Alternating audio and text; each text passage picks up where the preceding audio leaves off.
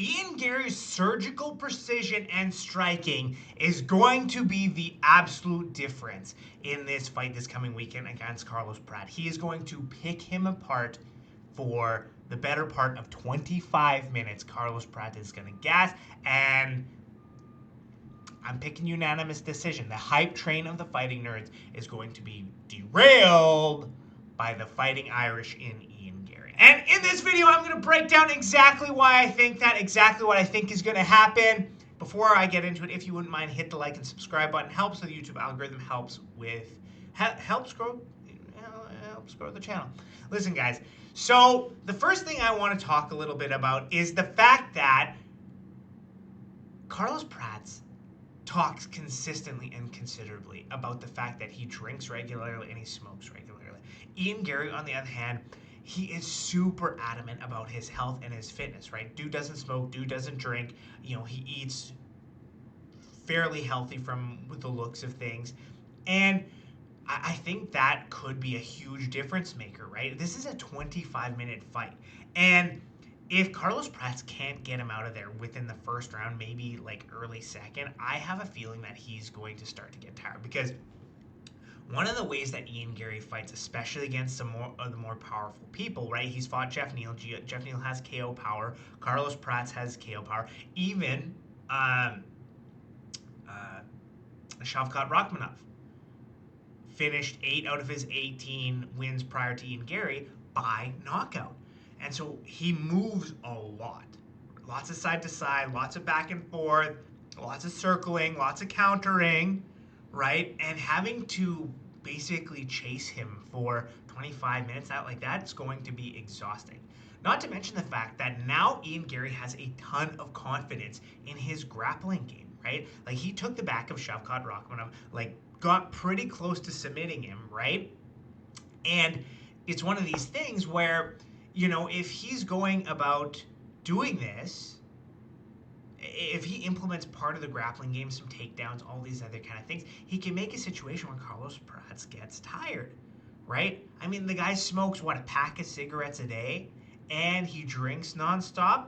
Even maybe not so much in fight camp. I don't really know. He said he gave up drinking for the fight camp, but still is smoking nonstop, right? That's got to have an impact on your cardio, even if you're in the gym training all the time, right? So that would probably give an edge to Ian Garry. And then if he implements some grappling all the time, you're going to get tired.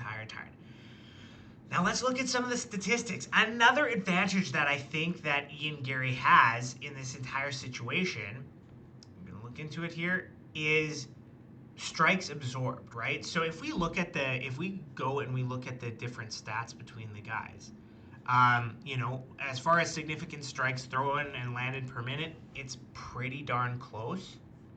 I think that, so for Ian Garry, significant strikes landed per minute, if we look at the stats, it's about 4.72. Striking accuracy is about 55%. And then his strikes absorbed per minute is only 2.82. And if you watch some of the footage of when he fights, even when he's getting hit for the most part, he's doing so well. He's kind of moving away, circling out, and I don't ever really see any clean big shots. There've been a couple, but a lot of the time when someone hits him, he's already in the process of avoiding it, right? So it's yes, it's a significant strike absorbed, but the amount of steam behind the strike, if you're rolling with a punch or whatever the case may be, it's less impactful. Now, I'm going to say, as kind of a caveat to this entire thing, if Carlos Prates connects, he has some insane KO power, and I think, he'll put Ian Garry down, right?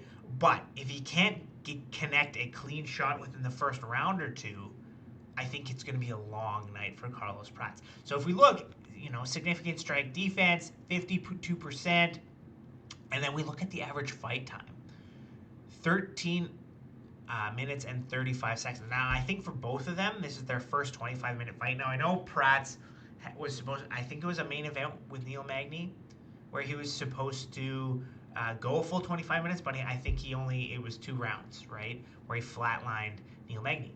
Now, another thing worth noting, if we look at, let's look at Carlos Prates' stats. If we look at Carlos Prates' stats, we can see that, the significant strikes landed is pretty close to the same, but he absorbs nearly double the amount of significant strikes as Ian Garry does, and his significant strike defense is a little bit lower, right? So I think, with someone whose striking is as good as Ian Garry, I think he's going to be able to hit him fairly frequently. Now, his striking accuracy is a little bit higher than Ian Garry's, right? But Ian Garry's significant strike defense is at around 55%. What did I just say? See. So it's one of these things. And look at the fight time. Like, his average fight time is only just a sub 7 minutes, right? And this is a 25-minute fight. So if we get to a situation where Ian Garry can survive the first few rounds, land a lot of his strikes, grapple a little bit, and get Carlos Prates tired, I think it's going to be a master class in those later rounds, right? Because Ian Garry's got the cardio, he stays in shape, he's clean, he's healthy, right? And I think Carlos Prates is relying a lot on the fact that he's got that KO power. Now, at the end of the day, right, I have a tough time picking against the Fighting Nerds, right? Just because that entire gym seems to be on a tear. There seems to be something special going on there, but I just don't want to discount all the things that Ian Garry's done, right? Like, Prates' best win is Neil Magny. Like, his best win is a washed Neil Magny. And this was in November of 2024, right? Now, Ian Garry, we look at it, right? His best performance was undoubtedly against Shavkat Rakhmanov. And the thing is, like, he lost that fight, but honestly, if they fight again, I honestly think that Ian Garry would win that fight. And the reason I think that is because now he's, like, confident in his grappling, right? He was able to stop takedowns. He was able to stop submissions. He was able to get Shavkat's back. And we saw kind of towards those later rounds, once he was confident there, right, like, he was able to kind of let his striking go to the point where he did, I believe, an oblique kick to Shavkat's knee. That's why he's injured still, right? And look at the opponents that Ian Garry's fought. Shavkat Rakhmanov, yes, he lost, but it was a very close fight. I think he won 2 rounds out of the 5. And, like, if they fought again, I think Ian Garry would honestly win. And then you look at, he fought Jeff Neal. He fought Michael Venom Page.